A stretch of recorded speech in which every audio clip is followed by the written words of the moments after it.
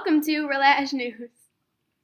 Today, about 1.5 million Germans invaded Poland. The Germans stated that Poland was to be divided into parts between the two powers. This allowed Germany to attack Poland without the fear of intervention. The German, with more than 2,000 tanks and over 1,000 planes, broke through the Polish defenses along the border and advanced on Warsaw in a massive encirclement attack. After heavy bombing and many other attacks, the Polish army was defeated at Warsaw. Now to Jazmin with our top story. Today I will be talking about the topic of women in the workforce. So as all of you have probably already heard, there is a tremendous amount of women at work nowadays. We're going to talk to a local business owner and discuss with him about his thoughts on women in the workforce. Welcome, Mr. Banks. So, Mr. Banks, tell us a little bit about what's going on right now in the economy during World War II. Well, Ms. Kroth, the unemployment rate during this time is the lowest it has ever been because most of the men have left for war. So women have to take over the work that men left behind. How many would you say of women have joined the workforce so far? Well, roughly over 6 million women have taken over the jobs. But of course, with any given change, some people are hesitant of the idea. But with time, did you come around as a business owner and not question women's working ability so much?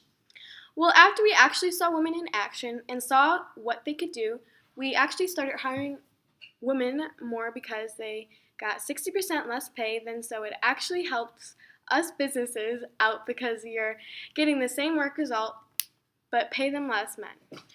Well, thank you, Mr. Banks, for coming in and discuss with us about women at work. So basically what Mr. Banks was saying is that women are now allowed to work in factories just like men but are not completely equal. There are many efforts of supporting women in the workforce, such as iconic Rosie the Riveter poster, We Can Do It, which is trying to represent that women are just as equal, just as strong, and should have equal rights just like men do. Women were beginning to be allowed in other roles during times of war, other than just a nurse or a cook. They were finally being allowed to fight for our country. That's all for now for Women at Work. Thanks for watching. Now back to you, Rachel. Okay. Thank you for the interesting story, Jazmin. We'll be right back with more news after this commercial break.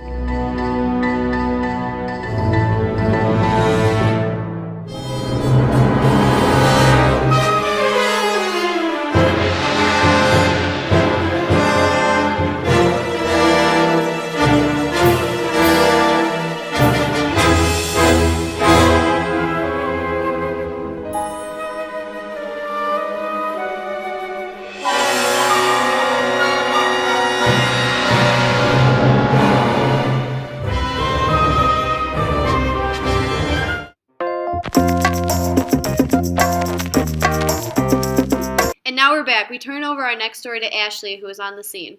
Hello, Ashley Motley reporting on the scene. Today I am here to discuss labor unions calling off all strikes until after the war. Most of you may know this by now, but do you know what they are doing instead? As you have heard from Jazmin, the unemployment rate is plummeting right now due to our soldiers off at war, and jobs are desperately needed, especially to help our soldiers. So women and minorities are filling in the jobs along with the labor union workers. I am here joined by one of them right now, Miss Ava Merrick. Hello. So, Miss Merrick, what do you, as a former union worker, think about all labor unions calling off strikes until after the war? Well, Miss Motley, I think it was a very smart decision on everyone's part because this way we are helping out with the war without actually being on the battlefield. Miss Merrick, do you think this peace between labor unions and the government will last? For the time being, yes I do, but once the war is over, I am not so sure what will happen.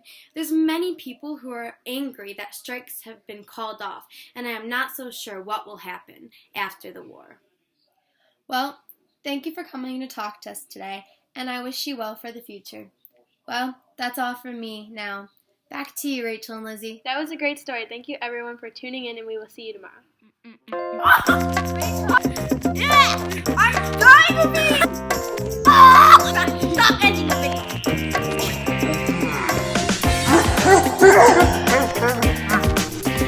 Are you okay? Never back! You're funny.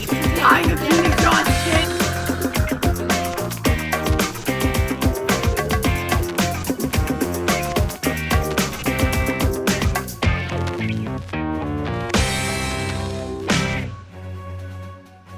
Always the real thing, always RLAJ.